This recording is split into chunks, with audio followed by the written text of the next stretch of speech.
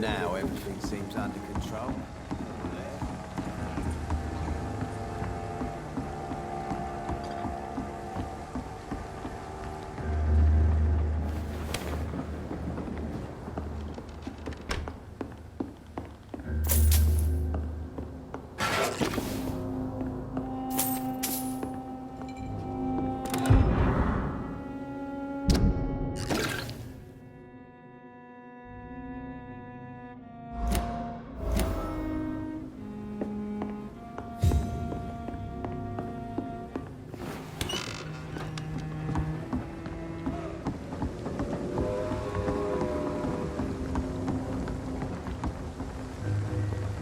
Good evening, sir. Who the fuck are you? Don't you see I'm busy here? Dr. Jonathan Reed, that's who I am. And who are you? Ah, some fancy gentleman we've got here. Clear off. We don't want strangers on our streets. So you won't tell me your name, then? The name is Digby. Maybe I'll ask my boys to break one or two of your bones, just so you remember it.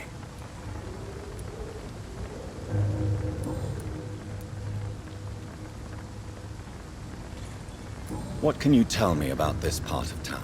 Things ain't that bad, thanks to us.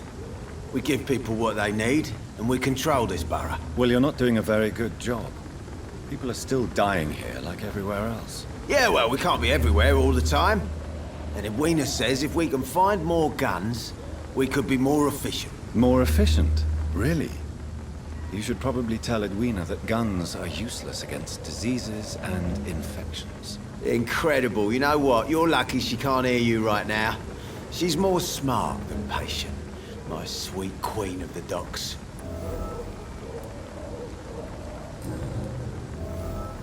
Goodbye, Mr. Digby.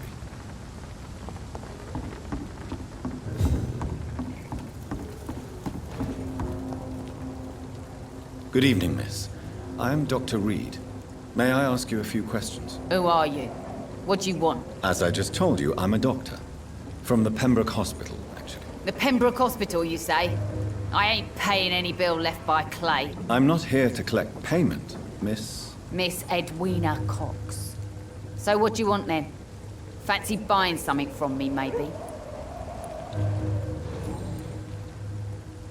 What can you tell me about your work? I'm a businesswoman. I buy and sell things, and I send my wet boot boys after anyone who don't play nice with me. Gang member and shopkeeper. Can't be easy running double shifts. If you're interested, I may find use of a doctor who can freely walk across the city, you know. I'm not interested in a career in the criminal underworld, Miss Cox. Fair enough. Stay away from us then, if you don't want to get hurt or worse. Since my return from the war, I don't feel that concerned by threats, knives, or even bullets, if you must know. That's exactly what that stupid trade unionist claimed after he attacked one of us. Booth and I reminded him a bullet beats words every time.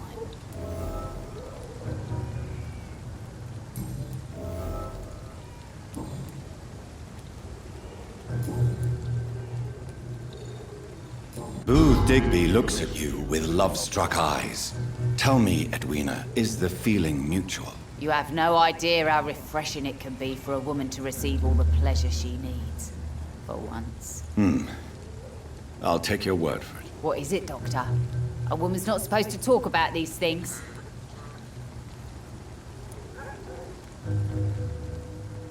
I believe you manipulated Booth Digby to get everything you wanted from him. Both inside and outside the bedroom. The poor bastard is good to me, if you must know.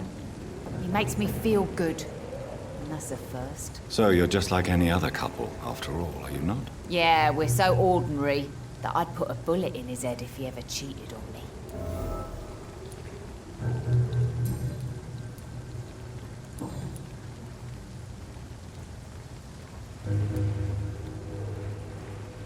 What can you tell me about this part of town?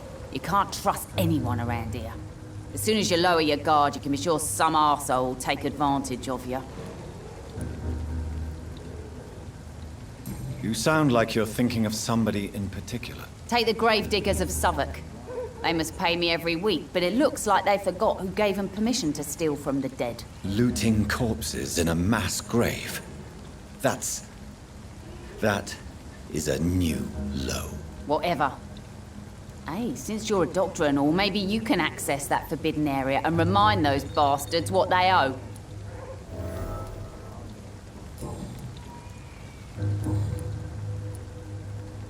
Goodbye, Miss Cox.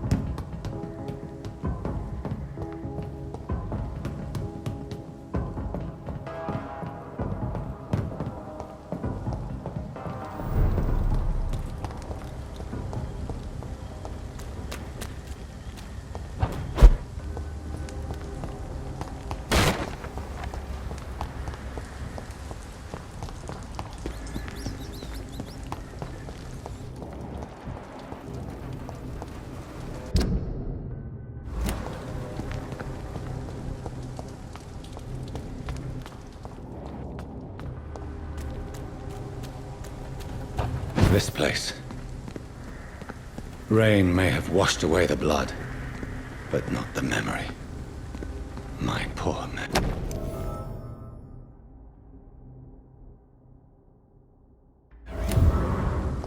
This is my watch. Damn grave robbers.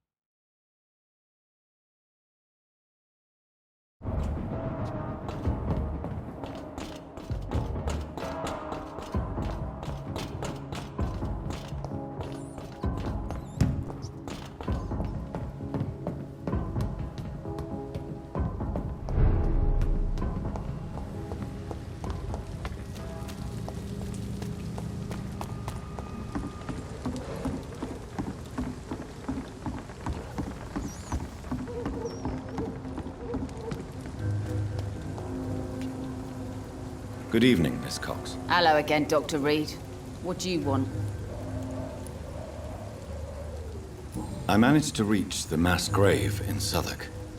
It was not pleasant. Spare me the details, Dr. Reed. All I want to know is what happened to those bastards who owed me money.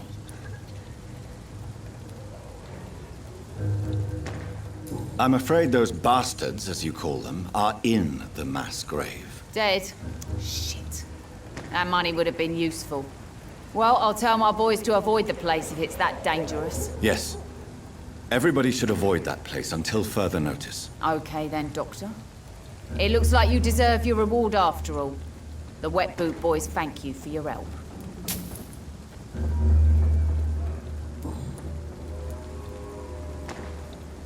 Tell me your feelings about Booth's belief in monsters, Edwina. It makes him look weak in front of the boys, that's my feeling about it. But ghosts don't scare me. You don't believe he really saw something, then? I don't care what he saw or not.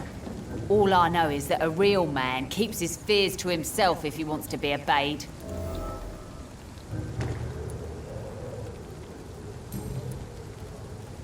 Goodbye, Miss Cox.